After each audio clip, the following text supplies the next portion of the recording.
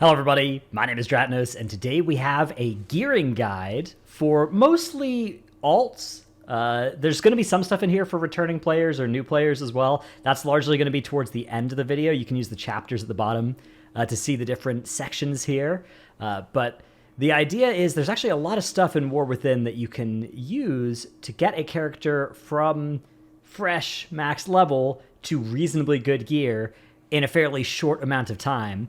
Although getting to actually good gear there's not really any good ways of getting any actually good gear without doing some really hard content right now. So that part's hard. But getting some decently good gear is not that hard. But my first tip actually is not related to max level at all. It's related to leveling, which is that this expansion's expensive. So if you want to be able to afford all of your sockets and enchants and stuff, if you want to make leveling an alt something that will make you money rather than cost you money, I actually recommend that you think about leveling via herbalism and mining. If you just get these two professions, you pick up some of these files of true sight, which will let you see extra nodes, and you pop one of them and you just fly around zones for a bit. You can get XP from the nodes that you mine and herb, but you also will get mats that you can then, sell and make some money with. So I think that's something that you should definitely think about doing. Get yourself some tools. Once you get enough acuity, you can make, I would say, both of the tools and then start making the accessories as well for the whatever your professions you're doing. And then you want to be putting your points into mining fundamentals to be able to mine while mounted, and botany to be able to herb while mounted. And then you can kind of put them in just the places that'll, give you the best stats. I think cultivation and then mulching or cultivation, bountiful harvests, and then mulching was what I did for herbalism. And then you could start putting points into like Aerithor's Spear or Lure Drop. And if you're doing mining, I'd say mining fundamentals, and then I would do plethora of ore, and I would actually do bismuth. I would just max into this because this thing is expensive and the other ores suck. So that's what I would do to try and make some gold while you're leveling. While you're leveling, though, you may find that process to not require all of your attention, which brings me to, this is a convoluted one, you're going to have to stick with me for this segue, which brings me to the sponsor of today's video. So, okay, while you're leveling with herbalism and mining, you'll not require your full attention, right? Because you're just flying around the map, right? You're flying around the map, you're looking for nodes. So you could watch Netflix on a second monitor or a third monitor. But there are some shows that are region locked, so you can't watch them depending on where you live. But with the sponsor of today's video, Surfshark, you can get around that. It's a VPN, and it lets you, you can watch videos on Netflix or TV shows on Netflix that are region locked, so you can watch them wherever you are while you're flying around doing your leveling. There's also some websites will do some price discrimination where they see you're coming from your traffic's coming from somewhere, and they're like, okay, you guys are paying double. You can get around that as well with Surfshark. And also, a feature that you may not know of is sometimes you guys ever have this thing where like 3 people from your guild aren't able to connect to, say, World of Warcraft? And it's like, oh, all of our guildies in Idaho, that's Idaho, I think, and Montana, that's that one, I think, are unable to connect to WoW, for example, or Discord or something. And it turns out what's happening in those places, I'm not a super technical expert on this, but sometimes there's like a node server between where you are and where the World of Warcraft servers are, which is LA if you're playing on Tichondrius, where I am. Then sometimes that node server is down. But with Surfshark, you can instead be coming from, say, the Surfshark server is in Los Angeles instead. And so instead of connecting through the node that's here or whatever that's down, you just go whoop, straight to LA, and then bang. Very, very good, very low impact on your ping and stuff, and you're in, unlike all your other idiot guildies that don't have Surfshark that are living wherever the node is down. So another useful feature. You can get 4 extra months for free, but you have to use my link. So if you have to use my link. It's in the description below. It's on the screen right now. Do that. Okay, so you're done leveling. You've watched your favorite shows that are blocked in your region on Netflix using Surfshark. And you're done leveling your max level. Now, there are a bunch of things this expansion that you can get help from your main to help your alt when it is max level. And that's the things we're going to talk about now. So the first thing is Enchanted Runed Crests. There are a bunch of sources of Enchanted Runed Crests that can get you 619 crafted pieces with your sparks. Now, at this point in the expansion, by the time you're seeing this, I think you'll be able to make 4 full sparks. And then pretty soon after that number goes up by half a spark every week. So you can have a bunch of sparks pretty quick. And if you're behind on sparks, you can just get them from all sorts of places. There will be the weekly quests and stuff over here. But then also you can just get them from, doing a dungeon, doing a delve, whatever. So you can have a bunch of sparks. And if you have an enchanted rune crest, you can make an item 619. In particular, if you're a two-handed enjoyer, that's a really good starting weapon. And then later on down the line, if you actually do content that gives you gilded crests, you can upgrade this to 636 using those as well. But the sources of enchanted rune crests are renown 24 with each of the reputations. Now, you are probably, if you're watching this around when this comes out, you're probably behind where I am because I've done a lot of reputation stuff on my account. But you might be close. If you're close to 24 with one of these, you could think about actually going for that rep a little bit, choosing it as your rep for the weeklies whenever you're turning in the weekly, doing world quests in that zone. You can actually level your alt doing world quests and bonus objectives and side quests in whichever zone you're maybe close to Renown 24 with. You could buy an inscription contract that gives you extra rep with a certain renown whenever you do world quests. Or, if you don't want to do that, but you still want an enchanted runed crest, there is a quest line that starts from this little spider here, Webster, once you hit max level, that will send you to do some stuff down in Ajkahet, and then it'll tell you to kill Queen Ansarek for a enchanted runed crest. And you can do that on LFR, you can do it on story mode, or you can do it on the higher difficulties if your character's going to those. And that can get you access to another enchanted runed crest. So you don't need the renown, but it is the way to do that without having to do that quest. And you could get potentially 5 enchanted runed crests this way, which, that's a lot of 619 starter gear that you can craft for yourself. Now, other stuff you can get from your alts, Warbound gear. Just make sure, get into the habit of putting Warbound gear into your Warbank. There is a weak aura I'll put in the description below, just below my Surfshark link, that will tell you to bank your Warbound gear if you're in Dornegal and you have Warbound gear in your bags. This one is made by Physine. It's very cool. I asked for it on Twitter, and then he made it, and now it's here. So if I ever have Warbound gear in my character, this thing will pop up and tell me, let me do a reload. It'll tell me to go and put that in my Warbank.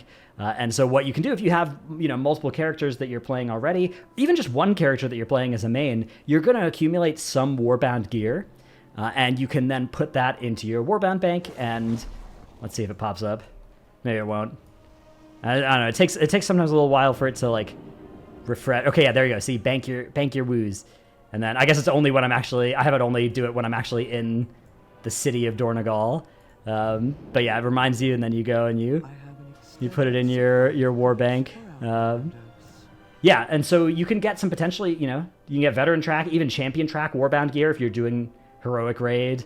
I think M+ as well, you can get champion track Warbound gear if you're doing the M+ at the level that drops hero gear. And of course mythic raid as well, champion track gear. So all of that can be a pretty good source of some Warbound gear, some stuff that's maybe 570, maybe 580, 590, 600 to start your character off. There's also Warbound Adventurer 4 of 8 gear. Now, Adventurer 4 of 8 is 580 that can upgrade up to 593. But you can pick this up with Undercoins. But in order to do that, you have to get fairly far into your Delve Battle Pass, your Delver's Journey. You have to get to here. But if you can get to here, and then here you can get coffer keys or discounted coffer keys using your Undercoin as well.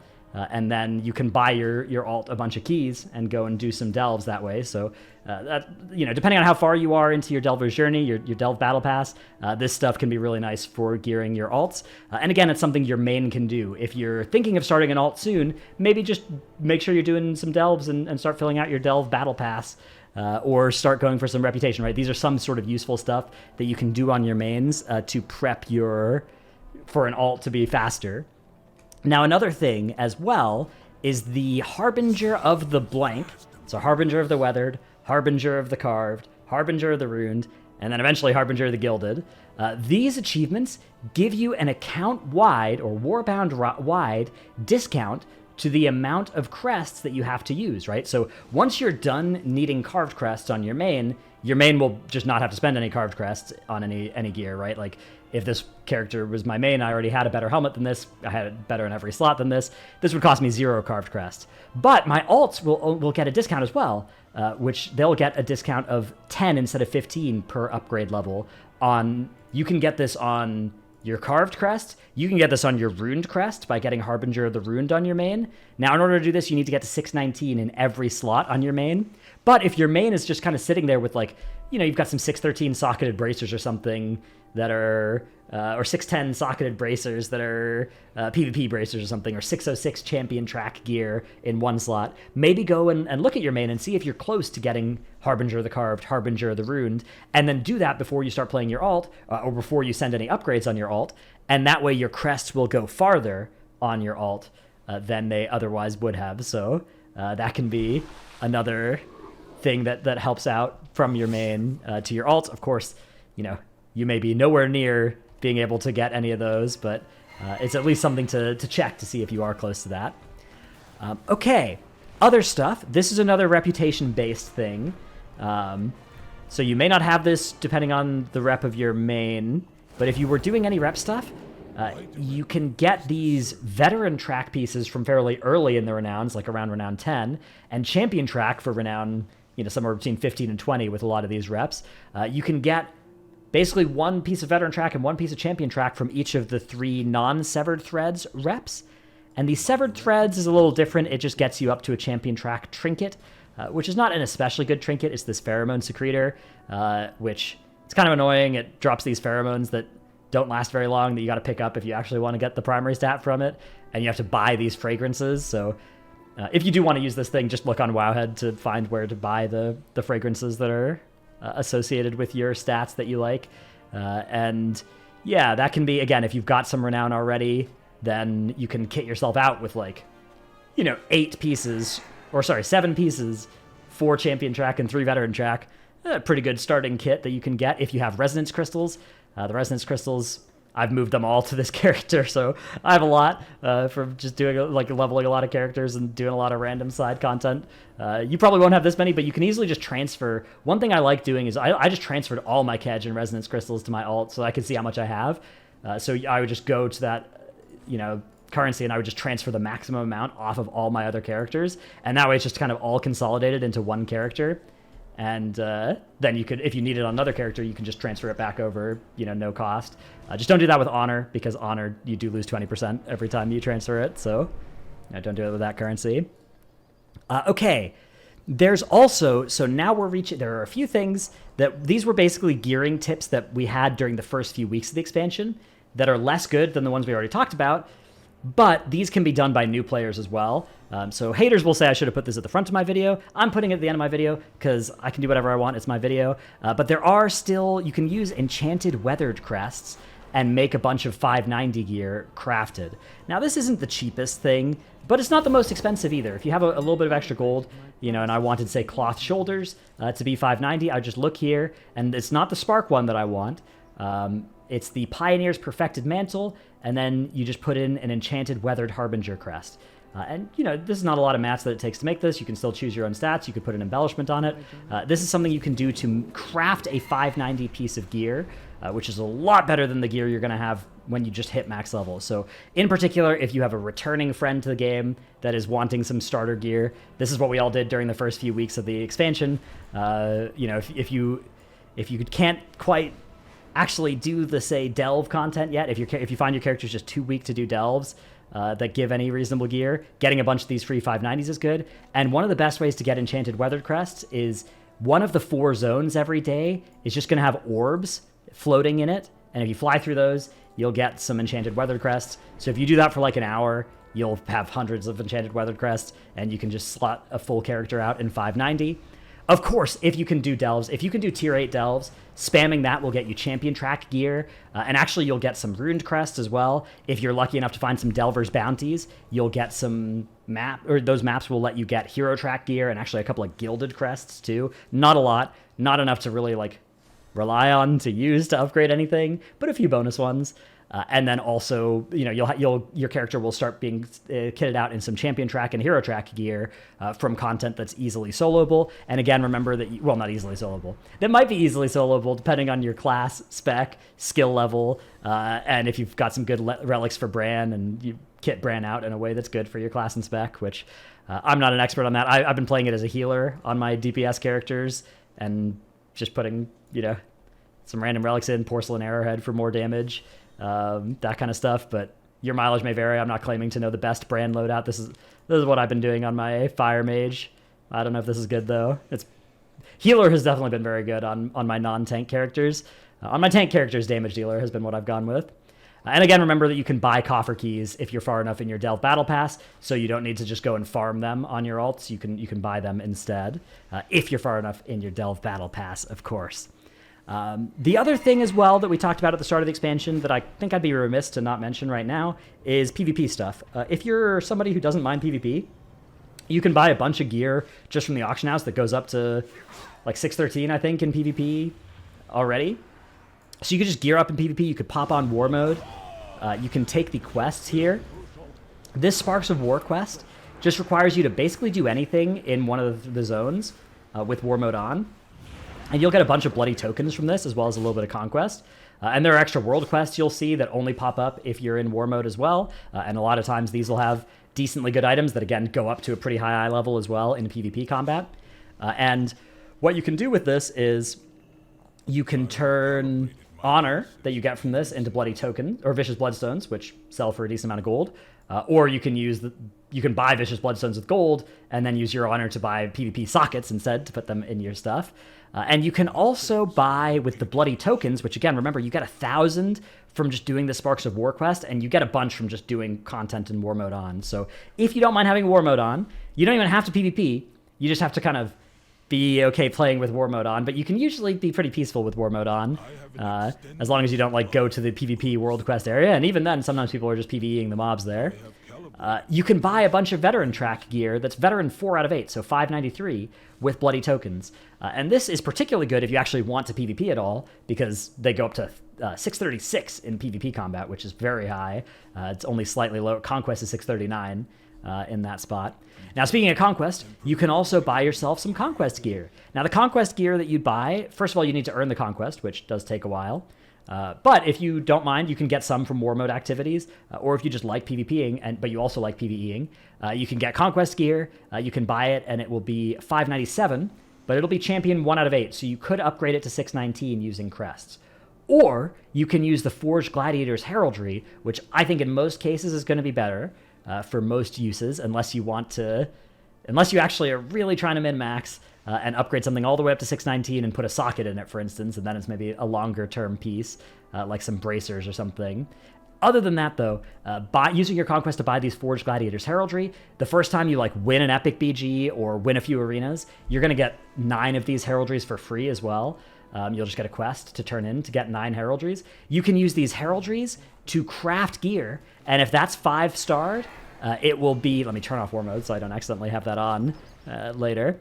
If you have those heraldries, though, and you 5-star a piece, you can get 610 crafted gear, right? Algari competitors gear. If you put in enough heraldries, right, which is basically, they're kind of like Sparks, but for PvP stuff, and you buy them with Conquest, or you earn 9 for free from your first, just win 1 Epic BG, get 9 heraldries, get a bit of Conquest, buy a 10th heraldry, and then you can make yourself 3 pieces of Algari competitors gear, and it can be 510 in whatever slots you want. It can be embellished, it can be stats of whatever choice you like as well, and it'll be gear that goes up to eye level 639 in PvP combat, so, if you actually do like PvPing, that's good too. But even if you don't like PvPing, on this character, I gave I have a bunch of these, this is Delve piece, M+ piece, because I've, ratted my way into a key, reputation purchase, I think. Actually, no, I think this was a random piece from a rare or something, some kind of random Warbound 584, I don't know. But yeah, I have all these pieces, I could upgrade a lot of these if I just did 1 Epic BG, and then got my heraldries, and then I could make myself, a 610 belt with a good embellishment, 610 pants with a good embellishment, right? That's a lot of eye levels I could get off of this starter gear. So this could definitely be something to think about doing, especially if you do some delves for a little while and you fill out much of your gear with the delve 603s from, say, tier 8 delves, but you still have a few pieces. You can just target craft in those slots using your PvP heraldries. Again, it's a little bit expensive. That's part of the reason I recommend leveling with herbalism and mining, is so you can actually get some gold to use on this stuff. And then you can craft in those slots, and you can get your embellishments going, and, poggers, right? Now we're cooking. Now we've got a little bit of a starter gear to let us go do some content that we actually want to do. Now, this season, it's very hard. Like, actually getting myth track gear requires you to do plus 10 keystones or mythic raid bosses. Of the two of them, honestly, mythic raid first 2 is probably easier. Maybe not easier, but it's tough. Look, getting myth track gear sucks, but getting even a little bit of hero track gear in your alt's first few weeks of time at max level can go a long way towards then making that something you could do further down the line.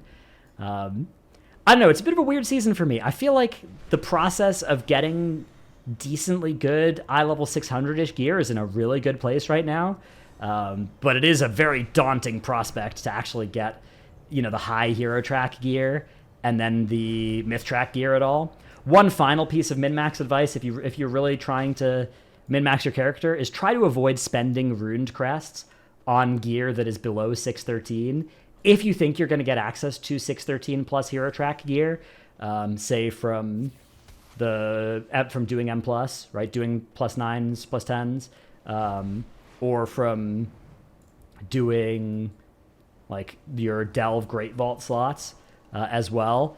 That's the most efficient way to, if you're going to be kind of limited on runed crests, to avoid wasting them, is to do that. That's like if you're trying to make your character long term get to being done with runed crests as fast as possible. That's the best way to do it. So I'm probably going to do that on this character. Like, I'm probably not going to upgrade hero track 606s or 610s that I get my hands on, unless it's in a slot that I really urgently want some power in. But yeah, that's, I think, most of the stuff that I wanted to cover in this guide. I know it went a little kind of all over the place. So if you have any tips that I forgot for gearing characters and fresh gear, any of that kind of stuff, put them in the comments below, upvote some good comments, and if you're watching this for advice, scroll down to the comments and check to see which ones have gotten a lot of upvotes, because there might be some really good tips in there for stuff that I forgot for gearing your guy. Hope you've enjoyed this video. Hope it helped. Thanks so much for watching. See you in the next one. Bye.